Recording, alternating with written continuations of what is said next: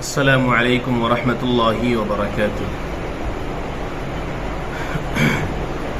دوستو، آج مغرب کے بعد سے ذی الحجہ کا مہینہ شروع ہو جائے گا۔ دوستو، ویسے تو تمام مہینے اور تمام دن اللہ رب العزت کے ہی بنائے ہوئے ہیں، اور تمام دنوں میں اور تمام مہینوں میں اور پورے سال کے اوقات میں ہر دن میں اللہ تعالیٰ کو عبادت کرنا پسند ہے، لیکن کچھ مہینے اور کچھ دن اللہ رب العزت کو بہت محبوب اور پسندیدہ ہیں۔ کچھ دنوں کی عبادت یعنی متعینہ دنوں اور متعینہ مہینے کی عبادت اللہ رب العزت کو بے انتہا پسندیدہ اور محبوب ہے۔ دوستو، انہی مہینوں میں سے ذی الحجہ کا مہینہ ہے، اور انہی دنوں میں سے عشرہ ذی الحجہ ہے۔ دوستو، عشرہ ذی الحجہ یعنی ذی الحجہ کا چاند دیکھنے کے بعد 1 ذی الحجہ سے لے کر 9 ذی الحجہ تک یہ جو 10 دن ہیں، یعنی عید کے دن سے پہلے والے دن، یہ جو 10 دن کا وقت ہے، یہ جو 9 دن ہیں، ان دنوں کی عبادت اللہ رب العزت کو بے انتہا پسندیدہ ہے، بے انتہا پسندیدہ اور محبوب ہے۔ حضرت عبداللہ ابن عباس رضی اللہ تعالیٰ عنہ کی روایت ہے، فرماتے ہیں کہ رمضان کے مہینے کے علاوہ اس مہینے میں اور ان دنوں میں اللہ تعالیٰ کو جتنا زیادہ عبادت کرنا پسندیدہ اور محبوب ہے، کسی اور مہینے اور کسی اور دن میں اتنا محبوب اور پسندیدہ نہیں ہے۔ دوستو، اس مہینے کے ایک دن کا روزہ رکھنا پورے سال کے روزہ رکھنے کے برابر ہے۔ اگر کوئی عشرہ ذی الحجہ کا روزہ رکھتا ہے تو اس کے ایک دن کا روزہ پورے سال کے روزہ رکھنے کے برابر ہے۔ اور اس کی رات کی عبادت، رات میں قیام کرنے کی عبادت، اللہ تعالیٰ نے اس کا بدلہ یہ عطا فرمایا کہ لیلۃ القدر کے رات میں عبادت کرنے کے برابر ہے۔ رمضان المبارک میں لیلۃ القدر کی تعین تو نہیں ہے، متعینہ طور پر نہیں معلوم، وہ تو رمضان کے آخر عشرے میں پائی جاتی ہے، طاق راتوں میں پائی جاتی ہے، لیکن اللہ تعالیٰ نے عشرہ ذی الحجہ کی ہر رات میں عبادت کرنے کا ثواب لیلۃ القدر کی رات کے برابر ثواب عطا فرمایا ہے۔ دوستو، ان دنوں میں اور ان راتوں میں اللہ رب العزت کو عبادت کرنا بے انتہا پسندیدہ اور محبوب ہے، تو ہمیں عشرہ ذی الحجہ کی عبادت سے غافل نہیں ہونا چاہیے۔ دوستو، اللہ تعالیٰ نے انسان کو مغفرت کے بہانے عطا فرمائے ہیں، بخشش کے بہانے عطا فرمائے ہیں، مانگنے کے ذریعے اور بہانے عطا فرمائے ہیں۔ اللہ تعالیٰ نے چھوٹے چھوٹے عمل پر انسانوں کو بڑے بڑے اجر عطا فرمائے ہیں۔ اگر کوئی شخص ان دنوں میں اور ان راتوں میں عبادت کرتا ہے تو وہ 1 سال کی عبادت کرنے کا ثواب پائے گا، لیلۃ القدر کی عبادت کرنے کا ثواب پائے گا۔ اس لیے دوستو، ہم عشرہ ذی الحجہ کی خاص فضیلت کو سمجھ لیں کہ اللہ تعالیٰ کو ان دنوں کی اور ان راتوں کی کتنی عبادت پسندیدہ اور محبوب ہے۔ دوسری بات یہ ہے کہ جس طرح اللہ تعالیٰ کو ان دنوں کی اور ان راتوں کی عبادت پسندیدہ ہے، اسی طرح کچھ اعمال اللہ رب العزت کو ان دنوں میں اور راتوں میں بے انتہا پسندیدہ اور محبوب ہیں۔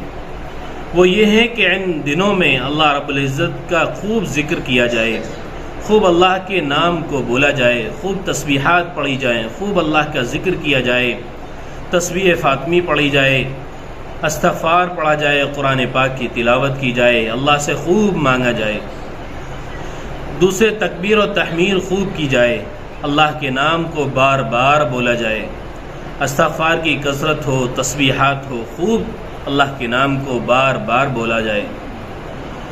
اس کے علاوہ نوافل کا بہت اہتمام کرنا چاہیے، خوب نوافل پڑھنا چاہیے، اور جو ہمارے روز کے اعمال ہیں ان میں خوب توجہ سے، پابندی کے ساتھ، اہتمام سے ان اعمال کو کرنا چاہیے۔ اس کے علاوہ صدقہ خیرات، کسی کی حاجت پوری کرنا، کسی غریب کی مدد کرنا، کسی ضرورت مند کی ضرورت کو پورا کرنا، کسی مانگنے والے کو عطا کر دینا، اللہ سے مانگنا، یہ ان دنوں میں اللہ رب العزت کو بے انتہا پسندیدہ اور محبوب ہے۔ یعنی حقوق العباد میں سے جو کام آتے ہیں ان کاموں میں سے ان دنوں میں کسی کی حاجت روائی، کسی پریشان حال کی مدد کر دینا، صدقہ خیرات کر دینا، زکوٰۃ دے دینا، یعنی جو جس پریشانی میں مبتلا ہو کسی کی مدد کر دینا ان دنوں میں اللہ رب العزت کو بہت محبوب ہے۔ اور آخری بات یہ ہے کہ جو شخص قربانی کرنے کا ارادہ رکھتا ہو، قربانی کرنا چاہتا ہو، تو وہ ذی الحجہ کا چاند دیکھنے کے بعد نہ تو وہ اپنے بالوں کو کاٹے اور نہ ہی وہ اپنے ناخنوں کو تراشے۔ کب تک؟ جب تک وہ اپنی قربانی نہ کر لے اس وقت تک وہ اپنے بال اور ناخنوں کو نہ کاٹے۔ دوستو 2023 عشرہ ذی الحجہ، آج 19 تاریخ ہے، تو غالباً آج مغرب کے بعد سے عشرہ ذی الحجہ شروع ہو جائے گا، ذی الحجہ کا چاند نظر آ جائے گا۔ تو 1 ذی الحجہ سے لے کر قربانی کرنے تک ہم اپنے بال اور ناخنوں کو نہ کاٹیں۔ رسول اکرم صلی اللہ علیہ وسلم نے ارشاد فرمایا کہ جو شخص قربانی کرنے کا ارادہ رکھتا ہو تو وہ اپنے بالوں کو اور اپنے ناخنوں کو کاٹنے سے احتراز کرے، بچے، قربانی کرنے تک نہ کاٹے۔ یہ اللہ رب العزت کو محبوب ہے، پسندیدہ ہے، مستحب عمل ہے اور یہ افضل عمل ہے۔ دوستو عشرہ ذی الحجہ کی فضیلت آپ کو بتا دی گئی ہے کہ عشرہ ذی الحجہ کی فضیلت یہ ہے کہ اللہ تعالیٰ کو ان دنوں کی عبادت بے انتہا پسندیدہ اور محبوب ہے، اسی لیے ہم ان دنوں کو غفلت سے نہ برتیں، کوتاہی کے ساتھ نہ برتیں۔ اللہ تعالیٰ نے بہانے سے اپنے مخلوق کی، اپنے بندوں کی مدد فرمائی ہے، بہانے عطا فرمائے ہیں اللہ تعالیٰ نے۔